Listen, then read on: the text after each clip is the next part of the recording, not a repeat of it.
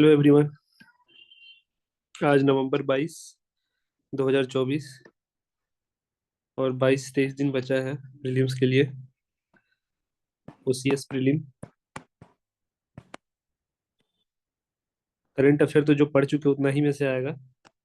बस यहाँ के कंटेंट कुछ जो देखेंगे वो, क्योंकि अभी मेन से 2-3 महीना पहले का ही करंट अफेयर वगैरह पूछता है। देख लेते हैं आज का क्या करंट अफेयर है। Russia fired ICBM, intercontinental ballistic missile. ठीक है। ऐसा पहली बार ऐसा एजम्पशन लगाया जा रहा है कि रसिया भी यूक्रेन पे आईसीबीएम यूज किया है। अगर यूज किया है, अगर ऐसा प्रूफ हो जाता है तो ये पहली बार होगा कोई कंट्री ऐसा चीज यूज किया होगा वार में, फॉर द फर्स्ट टाइम। तो इस पर्सपेक्टिव से ये बहुत इंपॉर्टेंट है कि आईसीबीएम के बारे में पता होना चाहिए। Versus cruise cruise intercontinental ballistic missile versus cruise missile. ठीक है। क्रूज मिसाइल, ये दोनों का जो बेसिक डिफरेंस है और दोनों में क्या ये है, वो मैं Telegram channel Shreyansh I S academy पे अपलोड करवा दूंगा मैं। ठीक है। उसका जो डिफरेंस है दोनों का। और ये मैं ये एज अ फैक्ट याद रखना कि अगर यूज हुआ है, अगर प्रूफ हो जाता है, तो it will be the first time that any country had used ballistic missiles. Okay. तो बस इतना ही देखना है इसमें कि बैलिस्टिक मिसाइल का डिफरेंस क्या। बैलिस्टिक मिसाइल यूज हो चुका है तो क्या उसका फीचर्स है, किस पे कौन यूज किया है, रसिया यूज किया है, किस पे किया है, यूक्रेन पे। ऐसा अभी प्रूफ नहीं हुआ है। प्रूफ हो जाता है तो ये पहली बार होगा कि कोई कंट्री बैलिस्टिक मिसाइल यूज किया है। द नेक्स्ट न्यूज देखते हैं वर्ल्ड का। ICC, international court of criminals, international criminal court, international criminal court क्या बोल रहा है? अरेस्ट वारंट निकाला है नेतन्याहू के ऊपर। ठीक है। तो आईसीसी अपना पावर कहाँ से लेता है? इसके जैसा एक और बॉडी है, आईसीजे। ठीक है। आईसीजे ये यूएन बैक्ड है, मतलब यूएन चार्टर से पावर लेता है ये अपना। UN charter 1945।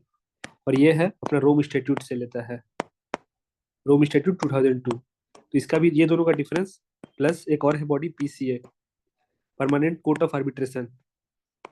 ये तीनों का जो डिफरेंस है मैं डाल अपलोड कर दूंगा Shreyansh IAS academy Telegram channel पे। वहां से एक बार देख लेना। ये एज ए स्टैटिक पोर्शन भी इंपॉर्टेंट है, और करंट अफेयर में अगर ऐसा कुछ हो रहा है, इसराइल के प्रेसिडेंट है, प्राइम मिनिस्टर है, तो उनके ऊपर अगर ये लग रहा है चार्जेस। इससे पहले किस पे लगा था? जो म्यांमार की जो ये थी, वहाँ की जो प्रेसिडेंट थी, सूकी सूकी करके कोई थी प्रेसिडेंट, जो अभी जेल में है। तो उनके ऊपर लगा था यही आईसीसी ही ये चार्ज लगाया था उनके ऊपर। ठीक है। जेनोसाइड का लगाया था। ओके। तो wide spread and systematic attack against the civilian population of Gaza, Gaza पे उनके चार्जेस जो लगा हुआ है। तो अब ये आज का न्यूज़ है, ये हेडलाइन बना है, लेकिन हमारे लिए इतना ही काम का है। आईसीसी कौन है, क्या करता है काम, उसके जैसा ही आईसीजे क्या है, वो क्या करता है काम, वर्सेस और क्या है PCA, permanent court of arbitration, ये क्या करता है काम। हमारे लिए इतना ही इंपॉर्टेंट है। वो मैं टेलीग्राम चैनल पर डाल दूंगा, वहां से तुम अगर देख लेना कि डिफरेंस है, अच्छा खासा डिफरेंस है, देख लेना। बस कॉमन बात तीनों में यही है कि तीनों का जो हेडक्वार्टर है वो है नेदरलैंड में है। ये था वर्ल्ड में। अभी ये एलिगेशन थोड़ा बड़ा होने दो। अभी तो यूएस गवर्नमेंट चार्जेस लगाया है गौतम अदानी पे, तो किस बात के लिए लगाया, अभी हेडलाइन बनाया है, क्योंकि कल कल रात में ऐसा कुछ हुआ है और सुबह में हेडलाइन बन गया है, तो ये लोग उतना भी ये लोग डिटेल में भी नहीं डाल पाया होगा। ठीक है। इसको भी बड़ा होने देते हैं, उसके बाद देखते हैं इससे इकोनॉमिक्स का, या फिर जो करप्शन रिलेटेड टॉपिक है, या फिर जो इंटरनेशनल लेवल पे कैसा इंडिया का ये हो रहा है मार्केट, जो देखेंगे कि उसके हिसाब से चेक करेंगे। जैसे पिछली बार हिंडनबर्ग रिपोर्ट से शॉर्ट सेलिंग का देखे थे हम लोग, शॉर्ट सेलिंग क्या होता है। ठीक है। शॉर्ट सेलिंग, तो शॉर्ट सेलिंग हिंडनबर्ग रिपोर्ट के बाद से शॉर्ट सेलिंग का कॉन्सेप्ट इकोनॉमी का पता चला था कि क्या होता है। वैसे ही अभी देखते हैं कि इस चार्जेस के बाद से इसमें कौन सा इकोनॉमी का कॉन्सेप्ट रिलेट कर पाएंगे। अभी 2 दिन में पता चल जाएगा। और और क्या है देखते हैं।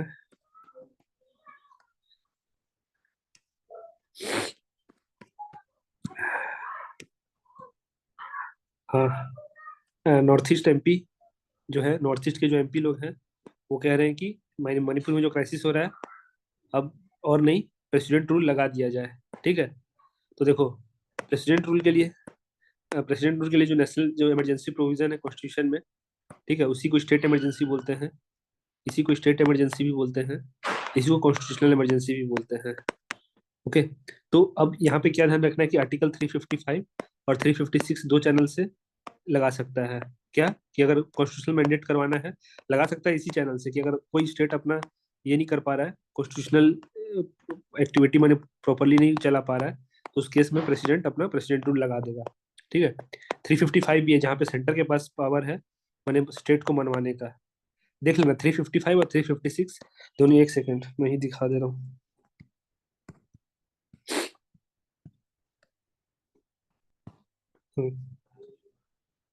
355 duty of centre, sorry, duty of centre,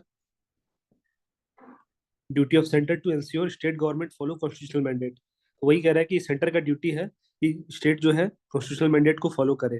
तो अभी यहाँ पे तो कॉन्स्टिट्यूशनल मैंडेट का भी उतना डायरेक्टली मैंने देख नहीं रहा, मणिपुर क्राइसिस हो रहा है जो ट्राइब्स की वजह से हो रहा है, और इसमें स्टेट कुछ भी नहीं कर पा रहा है। ठीक है। लेकिन 356 क्या कहता है, centre take over in case of constitutional failure. हाँ, कॉन्स्टिट्यूशनल फेलियर का चांसेस दिख रहा है क्योंकि स्टेट सिक्योरिटी प्रोवाइड नहीं कर पा रहा है ना। तो प्रेसिडेंट सेटिस्फेक्शन जो है यहाँ पे देखा जाएगा, प्रेसिडेंट अपने मर्जी से लगा देगा। लेकिन जो अब आफ्टर अमेंडमेंट उसमें बोला गया कि सिर्फ प्रेसिडेंट का सेटिस्फेक्शन नहीं रहेगा। ठीक है, उसके लिए बाद में जुडिशियल रिव्यू कर सकता है सुप्रीम कोर्ट।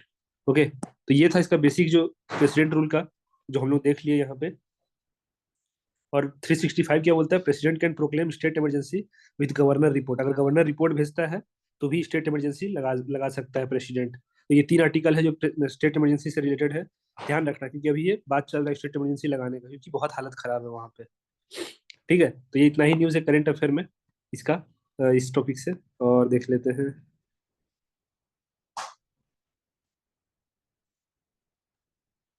और हाँ, अभी वही स्टेट जो चल रहा है वहाँ पे कॉप, कॉप में अभी भी मिटिगेशन और इसके ऊपर डिफरेंस क्रिएट किया हुआ है। Developed nation can get return if they पे। अब यहाँ पे ये एडिटोरियल में न्यूज़ में पूरा यही लिखा हुआ है कि मिटिगेशन पे अगर खर्च होता है तो उसका आउटपुट रेशियो अच्छा है। ठीक है, मतलब अगर 1.3 ट्रिलियन यूज किए तो इसका जो इफेक्ट होगा 5 ट्रिलियन के आसपास का इफेक्ट होगा। ठीक है, माने मॉनेटरी वैल्यू के हिसाब से देखा जा रहा है। ठीक है, डेवलप्ड नेशन क्या कह रहे हैं कि अगर हम मिटिगेशन पे खर्च करेंगे तो, अब देख ये नैरेटिव सेट करना होगा, कोई एक स्टडी रिपोर्ट निकाल देंगे और बोलेंगे कि मिटिगेशन अच्छा है। ठीक है, फिर एक स्टडी को रिपोर्ट निकाल देंगे और बोलेंगे कि अल्कोहल पीने से कोविड कोविड पेशेंट में मैंने जल्दी सुधार हो रहा है। तो ये सब नैरेटिव सेट करना हुआ एक तरीके से, डायरेक्टली डायरेक्टली है। कोई ऐसा सिगरेट कंपनी जो होता है वो लोग खुद से एक रिपोर्ट पब्लिश कर देता है।